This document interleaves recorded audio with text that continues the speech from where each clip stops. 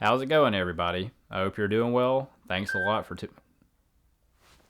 Now, don't let the title or the thumbnail of this video mislead you.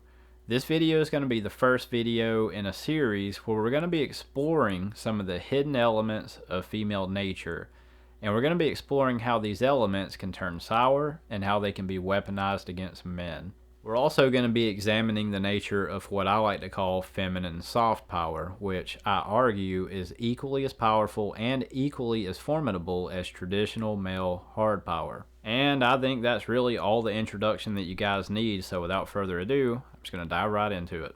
All living organisms are wired to prioritize their own survival, and each group of organisms tends to go about survival in unique ways that are often based around the organism's unique attributes and biological predispositions. Timberwolves hunt in packs, for example, while hawks perch up in branches and wait on their prey to walk by so they can swoop down, scoop them up, and drop them out of the sky. Likewise, chameleons blend into their environments as a measure to elude predators, while the Texas horned lizard shoots blood from his eyes for the exact same reason. Human beings have their own unique ways of surviving and thriving that differ from those of other living mammals, and men and women themselves often survive through ways and means that largely differ from one another. Men, for their part, are overt creatures, and they're wired to go out in the world and take what they want from it, more or less, and this is their primary mode of survival. Traditionally, if men have ever needed something, they've gone out in the world and have simply taken it, and if necessary, they've plundered, they've slaughtered, or they've conquered. Men's methods of extracting resources from the world have usually been overt, and the use of force has commonly been applied by men to this end because men, being the bigger fish in the sea, are physically capable of carrying out such a strategy. Much of man's temperament is similarly overt and direct, and while men are certainly capable of subtlety and cunning, it's not men's default mode of being because for men, such tools are often not necessary. The nature of man is to let his junk hang, so to speak, and so he does. By contrast, women, the smaller fish in the sea, have not been able to survive through the same means as men. Women have not been able to brazenly storm into a foreign land and spoil it, for example. Traditionally, women have had to depend upon men to give them much of what they needed for survival, and their quality of life has necessarily depended upon their ability to extract resources from men. To this end, men have functioned in a sort of gatekeeping role in relation to women, while women have served in a role based around the act of persuading men to give them what they need. The female temperament is largely based around this dynamic, even in today's world where women no longer have to depend upon men. Women are still wired for this role, and their biological nature remains unchanged, despite the onset of new social norms. To this very day, women are still regularly observed selecting men based upon their ability to provide resources, even despite the fact that an ever-growing number of women are now out-earning their male counterparts. We see that women's biology still compels them towards hypergamy, and women still interact with men based upon their biological yearning. Because of women's place in the human hierarchy, and because women are naturally hardwired to thrive in such a position, women are therefore naturally adept at extracting the resources they need from men, just as men are adept at extracting them from the world, and women possess a unique skill set for getting what they need from men. Women are highly adept at influencing men, but they are also particularly adept at cunning, and they're adept at manipulating men. Not only are they adept at manipulating men, but they are naturally prone to engage in manipulation as a default behavior when dealing with men. It's a tool that helps women get what they need from men. In a nutshell, women know how to steer men around, and they're very good at it. Women also have a unique ability for sniffing out a man's insecurities, his ignorances, and his vulnerabilities, and using all of these to better persuade and influence him. If you've ever wondered why women are so remarkably adept at using plausible deniability to their advantage, this is why. Women have another unique survival characteristic that differs greatly from men. Namely, women are aesthetic creatures who highly prioritize their image. To this end, women place great emphasis upon their physical appearance because their physical appearance is a large part of their overall image, which in turn is a large part of how women persuade men to give them things. In terms of reproductive economics, the more beautiful a woman is, the more likely she is to be able to procure resources from men. And just as men, driven by their survival instinct, are self-conscious about their size, women, also driven by their survival instinct, are self-conscious about their image. A woman's temperament is largely based around the cultivation and presentation of their image, and this is a primary outlet whereby women express themselves. Women are literally hardwired around the principle of putting themselves on display, and that's why you see them doing so all day, every day. Even the young, independent women of today who claim to not be interested in men are visibly preoccupied with cultivating their image and showing it off.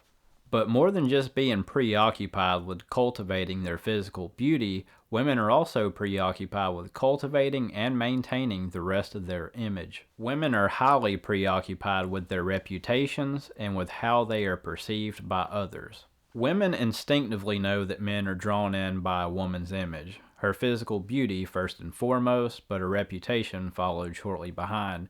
And women are nudged along by their survival instinct to present the best images possible to the world and to men. This female preoccupation with image often gives way to a corrupt tendency of building masquerades, just as a greedy salesman is prone to engage in false or misleading advertising. As men, we see, and hardly notice, everyday examples of women's masquerading. For example, many women apply copious amounts of makeup to utterly transform the way that they look. The cosmetic routines of many women are often misleading enough to qualify as blatant attempts at false advertising, but most men seem to not notice or to not care. But the female masquerade doesn't stop here.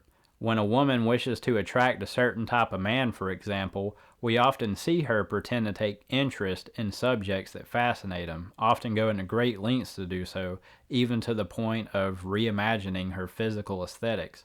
Some have taken to call this phenomenon the chameleon effect, and it's a readily observable phenomenon even in today's world. Women have the tendency to tailor their image or masquerade any way that they must in order to increase or at least maintain their market value, even if they must resort to dishonest measures in the process. In a sense, you could almost describe women as shapeshifters who return the frogs gay. Women's masquerading and the penchant for secrecy that comes with it often makes women appear mysterious to men, a dynamic that women work to cultivate in order to further manipulate men. Because women are wired to depend upon men, and because a woman's image is an essential tool for her to procure resources, women are extremely adverse to their images being tarnished.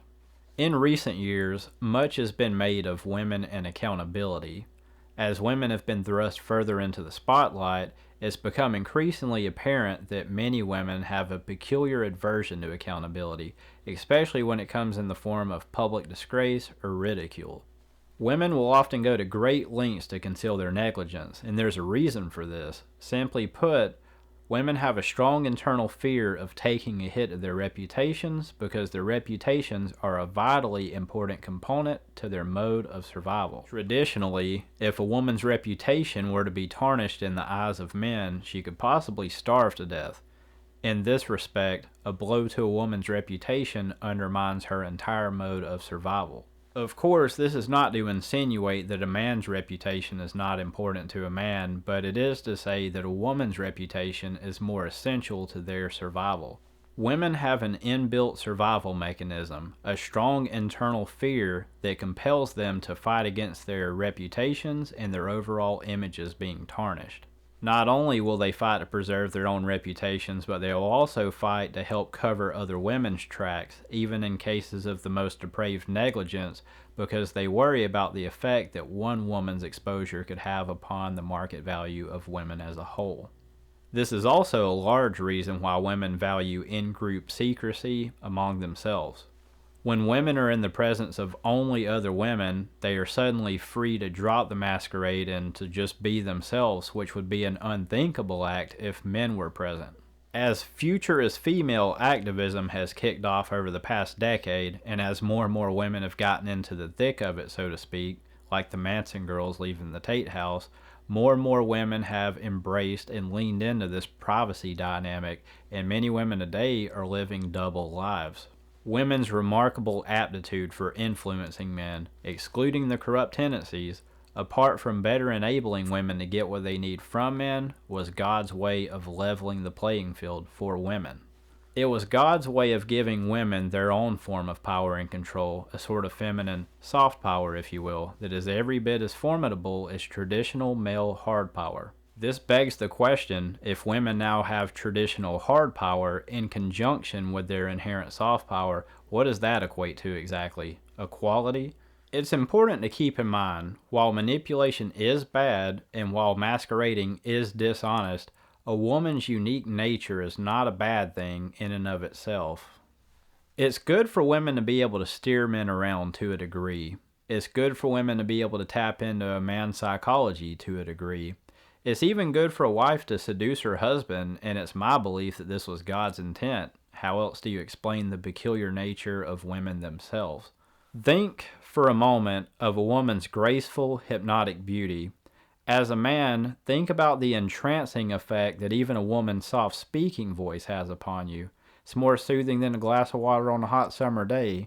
It brings a man warmth and deep inner comfort.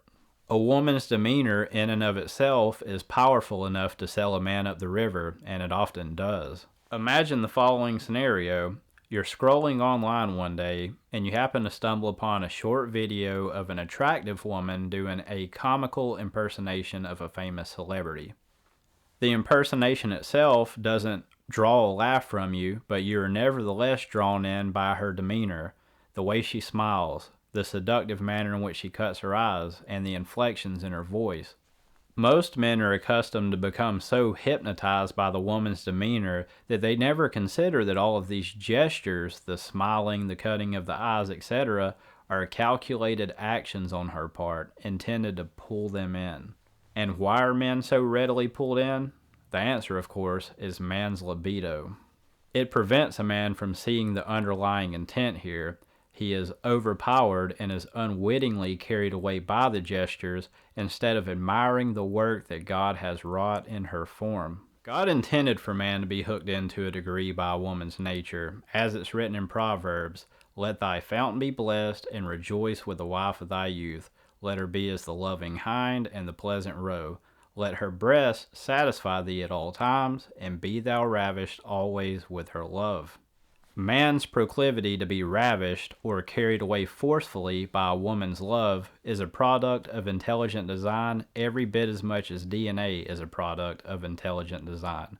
But God intended for men and women to be chaste. He intended for them to crucify their carnal natures and to save themselves from marriage. He intended for man to be disciplined enough to never undermine himself at the behest of a woman's cunning, and he intended for women to be disciplined enough to never use their allure for evil. In the next section, we're going to take a deep dive into female manipulation, and we're going to uncover several of the methods that some women use to exploit the male sex from childhood to adulthood. That's all I got for this one. I look forward to seeing you guys in the next one. God bless you. God keep you. Till next time.